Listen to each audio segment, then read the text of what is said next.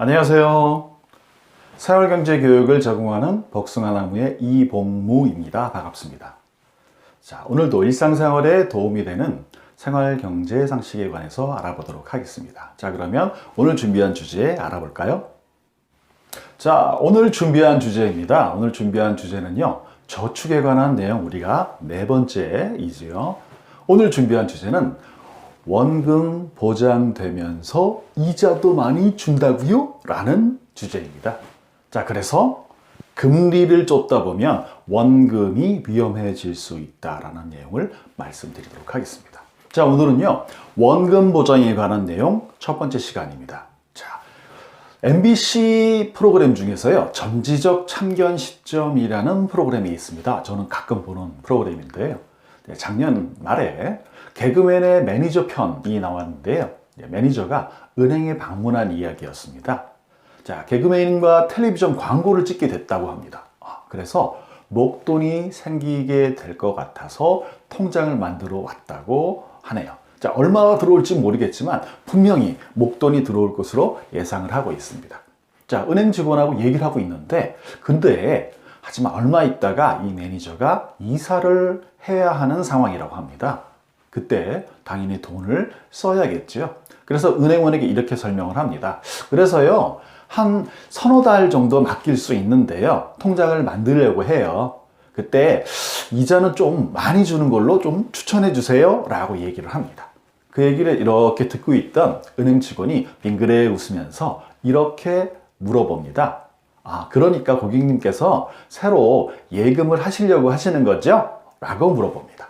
자, 그랬더니 그 매니저가 이렇게 대답을 합니다. 근데요, 예금이 뭐예요? 아마도 그 은행 직원은 순간 여러 가지 생각을 했을 겁니다. 어디부터 설명을 해야 될까? 방송국 카메라는 돌아가고 있는데, 긴장하지 말자. 이런 생각을 했겠죠. 자, 그 매니저는 서너 달 정도 맡기면서 이자도 많이 주는 그런 예금을 가입했을까요?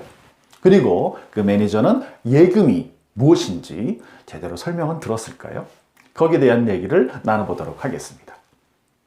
자, 먼저 예금에 관해서 알아보도록 하겠습니다. 은행에서 예금이라는 단어는요, 보통 두 가지 정도 의미로 사용합니다. 자, 첫 번째로 예금은 은행에 예치한 돈이라는 뜻입니다. 아주 일반적으로 쓰이는 거죠. 이런 경우에는요, 정기 예금도 예금이라고 부르고요, 정기 적금도 예금이라고 부릅니다. 좀 헷갈릴 수 있나요? 자, 두 번째는요, 예금의 의미가 정기 예금 또는 보통 예금처럼 목돈으로 예치한 돈을 의미합니다. 그래요? 그래서 이때는요, 정기 예금은 예금이라고 하지만 정기 적금은 예금이라고 안 하고 적금이라고 합니다. 좀 헷갈린가요? 나중에 또 알아보도록 하겠습니다. 다음으로는 이자 많이 주는 저축에 관해서 알아보도록 하겠습니다. 자, 이자 많은 저축을 찾다 보면 나도 모르게 투자를 할 수 있다는 이야기를 드리려고 합니다. 그래서 저축과 투자를 서로 구별하는 능력이 매우 중요해졌다는 말씀을 꼭 드리고 싶습니다. 금융소비자가 저축과 투자를 구별하지 못해서 피해를 입은 경우는 수도 없이 많습니다. 특히 2011년에 부산에서 시작된 저축은행 사태는 보통 사람들한테 굉장히 큰 충격을 줬습니다. 은행이 저래도 되나? 이런 충격을 줬죠. 저축은행들은요, 5조 원 정도 이상의 불법 대출을 했고, 그리고 분식회계를 했습니다. 어려운 말은 나중에 또 말씀드릴게요. 그래서 은행의 재무 상태가 좋은 것으로 포장을 해서 결과적으로는 후순위 채권이라는 상품을 팔았습니다.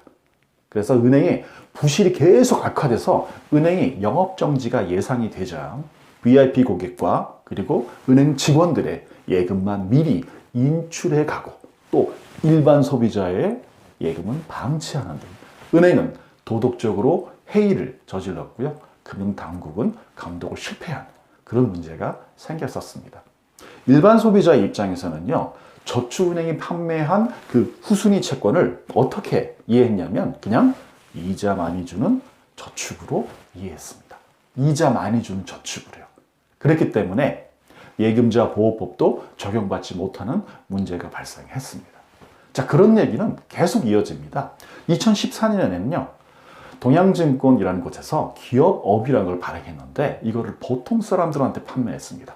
동양증권이 발행한 기업업과 회사채라는 것을 똑같이 원금 보장되면서 이자도 많이 주는 상품으로 잘못 알고 가입하면서 투자자의 피해가 많이 발생하게 되었던 것이죠.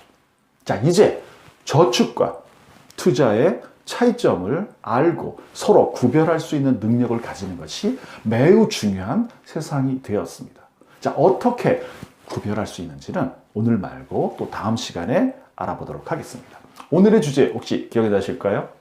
오늘 처음 얘기한 얘기, 원금 보장되면서 이자도 많이 준다고요? 만약에 그런 얘기를 듣다면 한 번 더 생각해 보셔야 된다는 거죠. 그래서 금리를 줬다 보면 원금이 위험해질 수 있다가 오늘의 주제였습니다.